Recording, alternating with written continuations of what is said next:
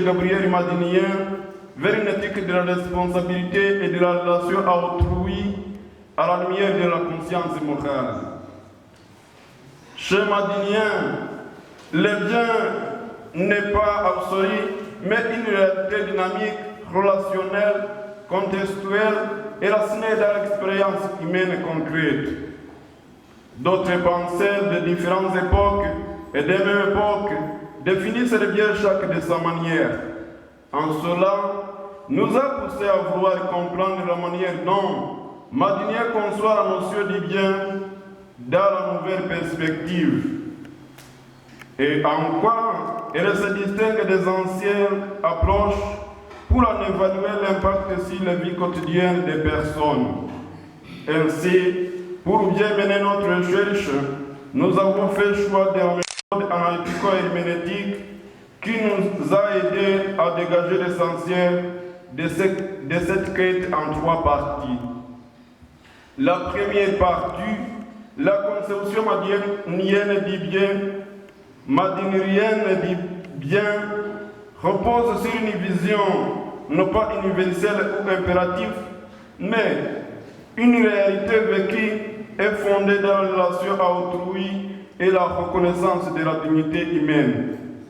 L'individu reçoit une grande responsabilité pour définir les biens à travers une liberté qu'on doit lui laisser pour éviter toute contrainte.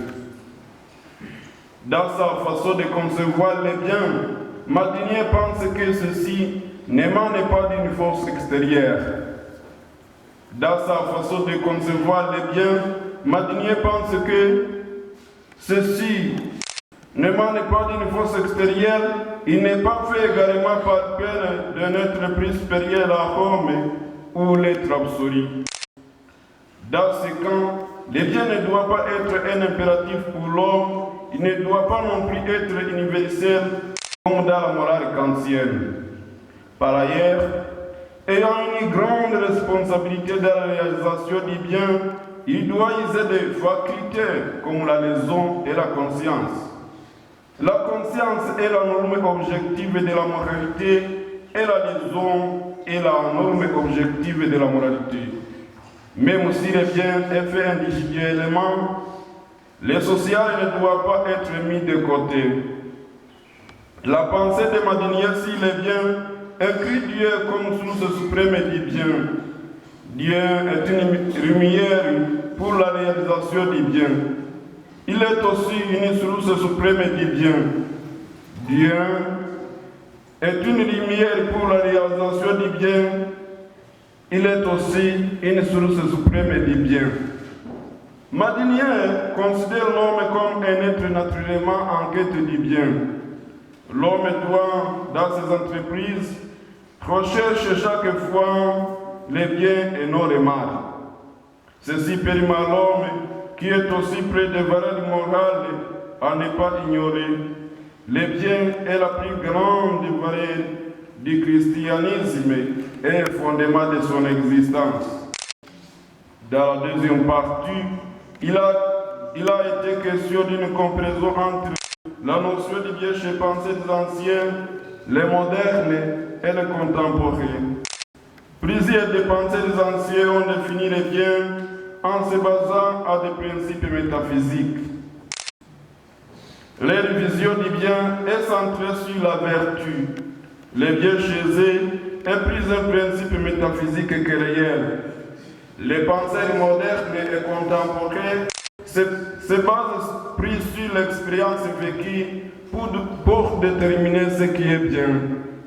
En comparant leurs pensées avec celles de Madinien, beaucoup ne partagent pas ces points de vue à plusieurs niveaux, mais à d'autres niveaux, ils se la contraient. La différence est que Madinien lie la vision théologique et celle philosophique ensemble. Son analyse du bien se ressource également dans le christianisme et attribue à l'individu un grand pouvoir dans la détermination de ce qui est bien. La dernière partie, nous avons parcouru l'urgence du bien en un jour qui suscite des controverses. Les biens est analysé sur deux dimensions, une individuelle et une autre sociale. Le souhait pour qu'il soit un bien juste, il doit englober les deux dimensions. Comme individu, l'homme définit les biens selon son éducation, ses différentes expériences de vie, les milieux dans lesquels il vit, etc. Parce que l'éducation impacte plus sur les actions humaines, elle doit être prise au sérieux et être une lumière pour l'homme vers les biens. L'éducation est un guide pour l'homme pour promouvoir faire le choix du bien et du mal.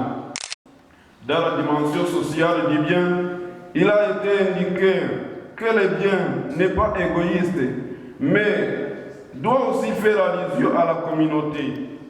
Le bien n'est pas fait pour soi-même, mais aussi pour les autres. À nos jours, il existe des personnes qui tiennent compte de deux dimensions pour faire le bien, mais elles sont moins nombreuses. Ce qui prouve que la pensée de Madinien a de l'influence sur les vies de quelques personnes à nos jours. Cependant, la plupart des gens visent les intérêts individuels dans tout ce qu'ils ont comme projet. Ces intérêts poussent certains dirigeants politiques à sacrifier tout un peuple. Parmi ceux-ci, nous avons cité les pouvoirs que les politiciens ne voudraient plus lâcher, surtout en Afrique, et font des sacrifices humains pour les conserver. Les perceptions du bien en nos jours sont multiples. L'idéologie chrétienne, qui est née il y a plusieurs années, l'a renforcé l'amour du bien en promettant une vie éternelle à ceux-là qui se donnent aux bonnes actions solidaires. Ceux qui font le bien travaillent pour leur sanctification et verront Dieu et le ciel. Pendant que les chrétiens font l'éloge du bien, il naît à notre époque un relativisme moral et crise de valeurs en même temps. Des personnes choisissent d'ignorer ce que tout le monde considère comme bien pour des intérêts inconnus. Le relativisme moral est plus observé dans certaines sociétés occidentales où des lois sont votées pour promouvoir ce qui a été perçu comme antivalidisant. Enfin, nous avons soulevé quelques limites des Madiniens, dont le fait n'avoir pas intégré directement les enjeux contemporains en parlant de la question du bien. Sa façon de traiter les biens s'éloigne un peu des réalités comme les défis bioéthiques, juridiques, environnementaux de nos jours. Dans sa pensée, Madinier donne un grand pouvoir à l'individu dans la réalisation du bien en oubliant sa communauté. Chez lui, l'individu est au centre du bien. Face à l'égoïsme qui règne, l'homme laisse décider seul sur les biens. Cela est un danger pour la communauté qui se voulait oublier. Le débat sur la notion du bien chez Madinien étant très large, nous ne pouvons pas l'épuiser.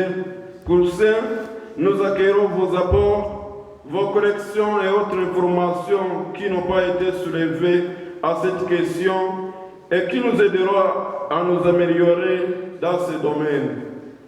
Monsieur le professeur président de Jiré, le grand-père directeur de notre travail, madame électrice de notre travail, distingués invités à vos titres et caractères, chers amis et condisciples, nous avons dit et nous vous remercions.